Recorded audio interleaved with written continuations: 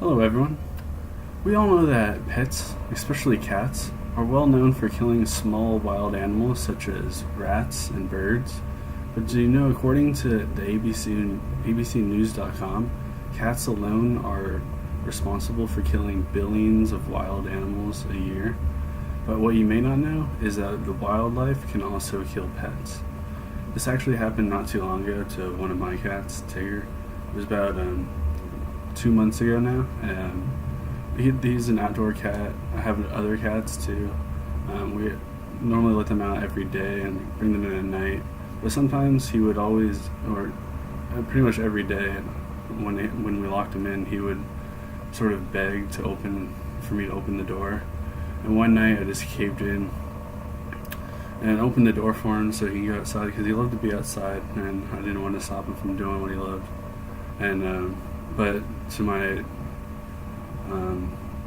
worst nightmare, next morning when I wake up to a phone call from the Culver City Animal Control, where they told me that Tigger had died from a coyote attack.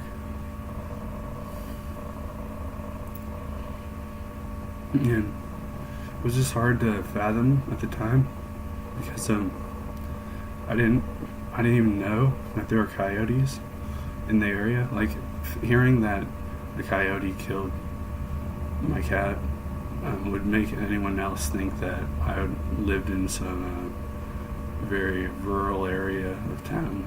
But I live in a very urban part of Los Angeles, so far from what you would expect from coyote killing.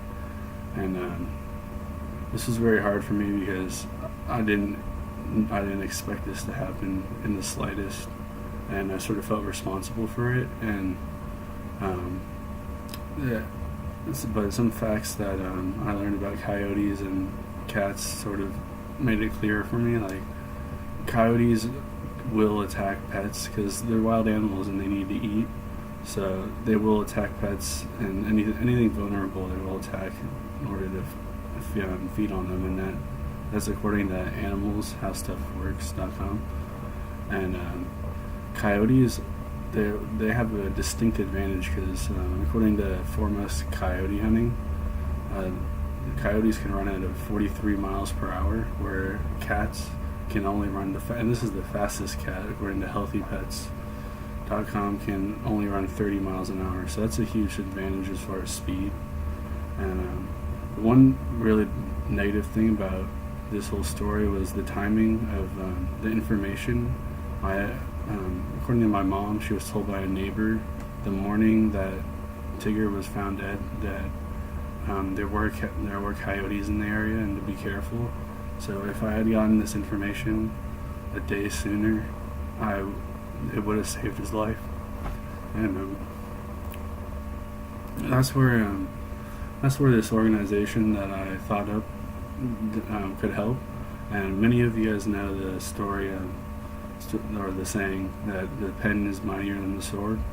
And this is another example of it, because that information would have saved his life and many other pets' lives out there. Because Tigger was not the only casualty of coyotes in the neighborhood. There have been a handful of other pets that have been killed. There's actually like a sign in the neighborhood of someone searching for their pet, which I sort of fear the worst.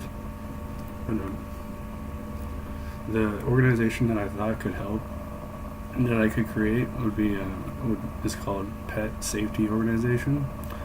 And how they would help is they would basically spread awareness of local wildlife threats to pets through like message boards online and stuff like that, and just basically get the pet owners a chance to protect their pets the best that they can.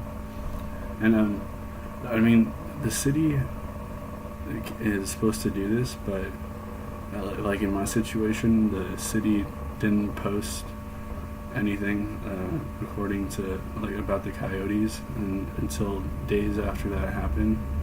So they were just a little bit too late. So where the pet safety organization is, they would be more preemptive, and this would be run by like volunteers locally throughout each community, because each community is going to have different threats to the local wildlife, and they could also like give the pet owners warnings on like how exactly to protect their pets from these wildlife animals. And if it gets big enough, there could also be patrols done in order to look for wildlife that would be particularly harmful to local pets. And then, how could this organization help non-pet owners? It could help them because pets are not the only things attacked by wildlife, local wildlife. There have been many stories about children being attacked by wildlife, such as in 2016, according to the Washington Post, there was a toddler that was killed by a Disney resort by an alligator. And so this organization helps spread awareness in order to